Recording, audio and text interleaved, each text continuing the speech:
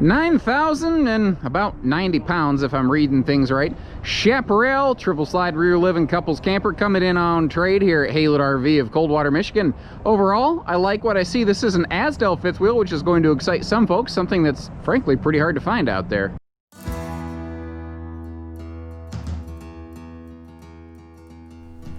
Overall, this looks pretty sharp to me. I've got a very positive overall impression of it. And it's really interesting how different manufacturers put floor plans together. Like, at a glance, this is really kind of inspired by a 27 SGS Cougar. But if you look at it more closely, it actually has a layout kind of resembling like a Rockwood, but it's got a weird, like, super slide on this side and like 2/3 slide on the other side. Well, 2/3 super slide, as it were. So it's a very different kind of layout.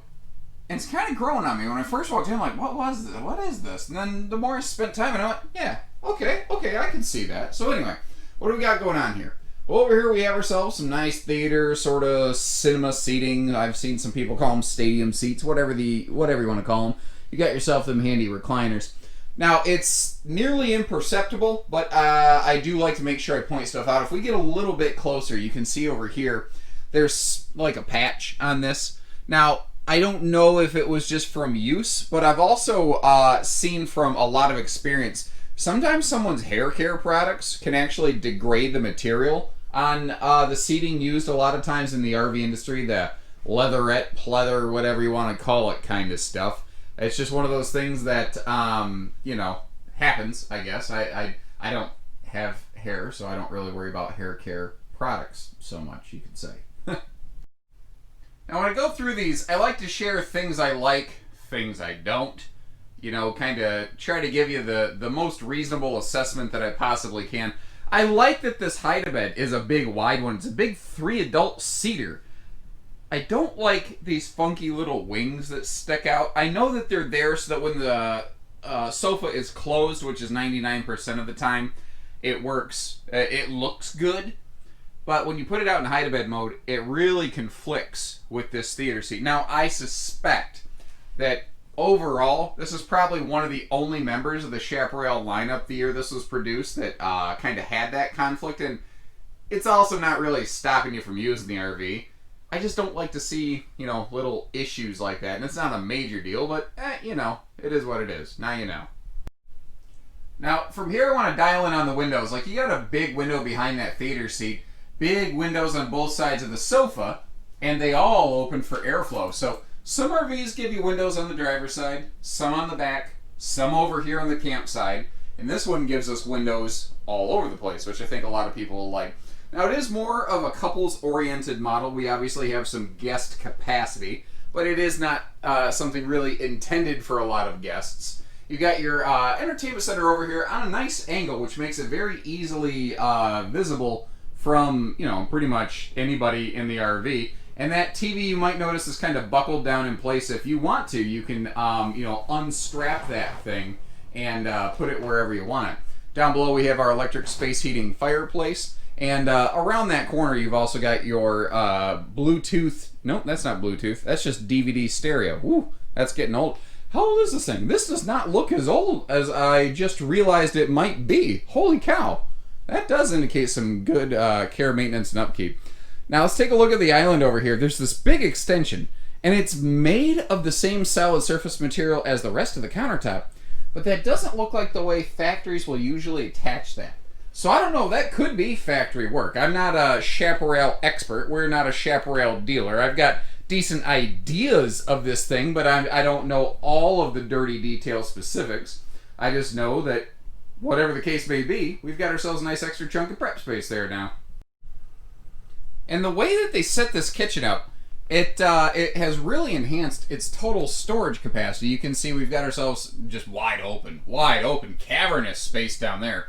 Ideal for like waste baskets, pots, pans, you know, all that good stuff. Now up here, you can see that you've got like one XL sink, and then I left the cover on the other sink, but that is what's called a stone cast sink, and you just don't see it used much anymore in the RV industry. Not because it isn't awesome, but because people couldn't recognize the difference between stone cast and a common plastic sink. Stone cast rocks. It has a lot of the same benefits as stainless, but it's 500 degree rated, so you can't even boil water hot enough to mess it up. Also, a smart thing I saw the previous owners do, on the bottom side of the sink covers, they put this little non-slip stuff and kind of glued it in place. So if you just set it on the counter, it's not going to bang and rattle, around. Also very smart for padding them in transit. Little details like that make a big difference over time. Now, I would say your primary pantry space is over here in a little bit of a pantry-tainment storage center. But frankly, that is just bonus material. The meat and potatoes, is actually over in this direction. That's something that I think a lot of people are going to like. Is this just straight on insano storage kitchen wall? And I like that, really, frankly, classic, old, in the middle of the wall microwave positioning. I think a lot of people won't like it. I think I like it. A lot of times manufacturers will mount microwaves really, really high. And I don't like that, because if you have a hot liquid thing, like soup that you're cooking, it's not an ideal place to have it. And I also don't want it down by my knees, don't get me wrong. So this is kind of like the mama bear to the baby bear, papa bear thing. This is just right. That is an 8 cubic foot two-way fridge over there. Now you can obviously see we still have more storage. You have big cabinet spaces below and beside the oven, as well as some handy spaces above. And what I like they did here, I will give credit where it's due wherever I can. They made these doors swing out. Even though it's a funky kind of horizontal toothpick door, it does still really maximize the storage space that we have going on here. You know what? I can go back through later and close all that stuff up. Let's head upstairs. Now this is kind of funny. I'm like, what is this little piece of wood on the floor? Something the previous owners put in to make sure that door handle wouldn't hit the wall. Sometimes it doesn't have to be expensive. Sometimes it doesn't have to be fancy. Sometimes it's just got to work. And hey, that works. We're going past a sliding pocket privacy door here into the bathroom. Pretty conventional 6.5 foot tall upper deck. There's nothing remarkable in terms of the layout here to discuss. I think it hits the right notes. You have that radius shower door, and it's the larger radius door, which is nice. Magnet held back shower door also, so that when you're inside of it, you don't got to worry about the door popping open, which is great. Foot flush stool there, good legroom, good dressing space. And as we get over here, you can see there's also good storage capacity going on in here.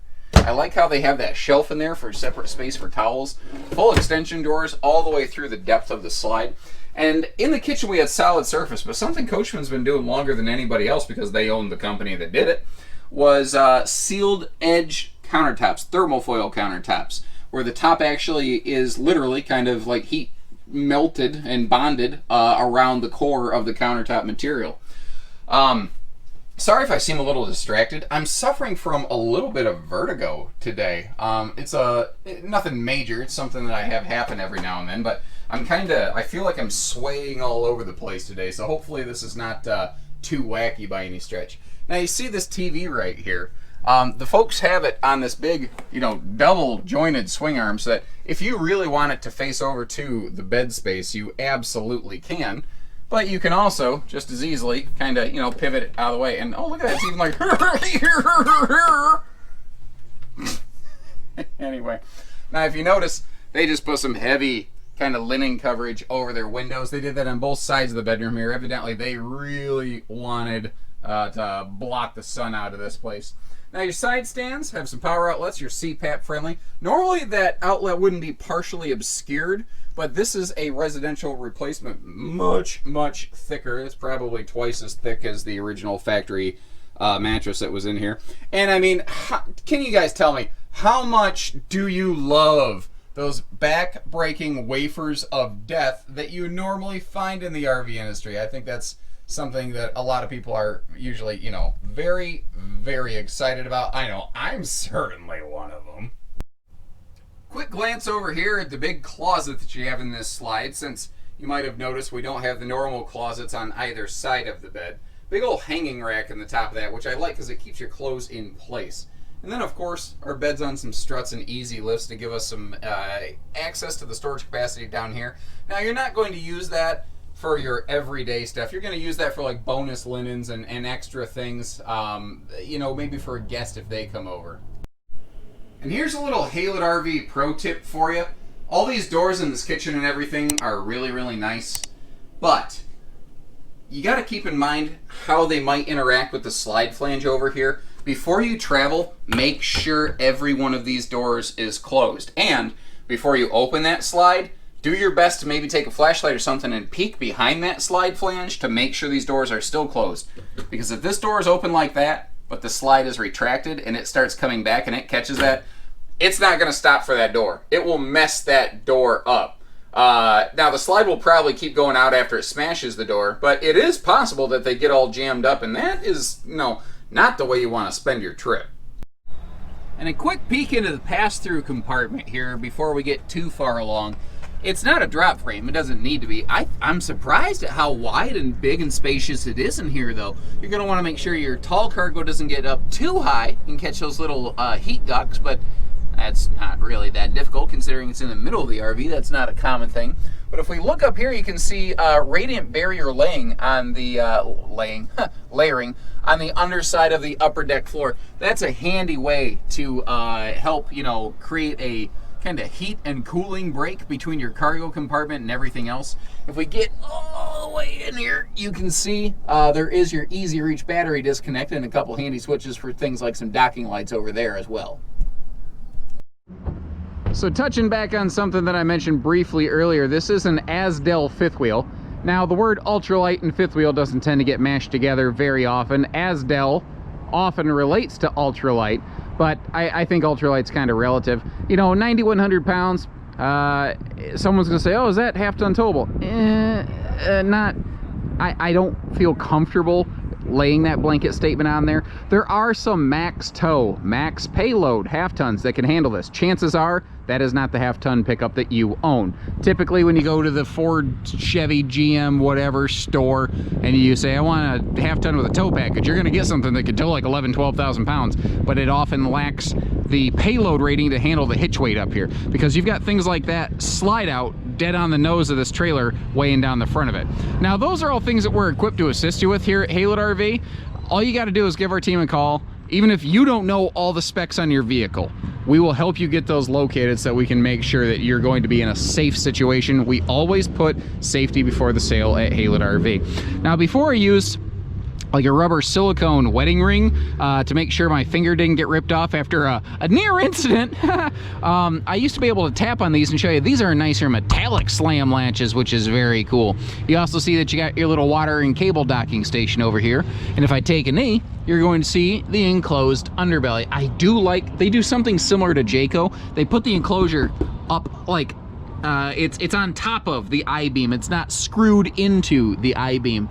And I'm happy with what I see down here. Like, I don't see severe corrosion or anything like that. All of our gate valves are enclosed. You can see some poles there, but the valves are inside that heated enclosed underbelly.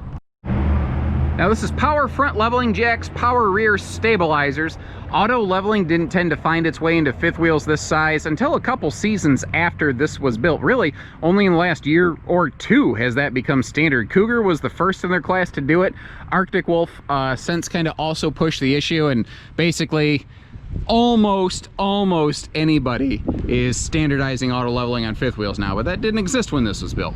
Not that it didn't exist, it wasn't common. Anyway, so the windows all tinted, excellent airflow, and I like how this one gives us good views all around the RV. Now you see over here, there is a fold down cargo bicycle rack. You can slot your bikes into those rack slots. The tires will go in there. Interestingly, previous owner also added a little receiver hitch onto the back here. I'm not sure exactly what they used it for, but you see that that does facilitate kind of the need for a folding ladder to give that rack room to go up and down, and thankfully that thing works about quick and easy as Fox. And overall, the roof here looks pretty darn good. I'm happy with everything I see. It's obviously been kept cleaned, maintained with regularity, always things that I look for. You can see they added some covers over the roof vents, over the bedroom and bathroom. The seals look pretty good. They are definitely reaching the point where they are probably going to want to start to benefit from like some very routine upkeep, maintenance, spot checking. I think that there's a couple spots on here that could probably benefit from a few spot touches right now. And I did notice these two little spots over here. I don't know if they caught like a little tree branch or something, but they're patched and there's no soft spot damage. Like, I want to be careful walking by the edge of this, but this is all solid over here, so I'm not real worried about that. But I am going to get back away from the edge just for safety's sake. When you walk on as many roofs as I do, you survive by exercising good caution. That's always a smart idea. Like the ladder, 3 points of contact, folks. Don't get cute, don't go fast, stay low and go slow. That's how you need to handle those. So if you like what you see, give us a call. Haylett RV, we do it all. Take care, stay safe, have fun, and happy Haylett camping, everyone.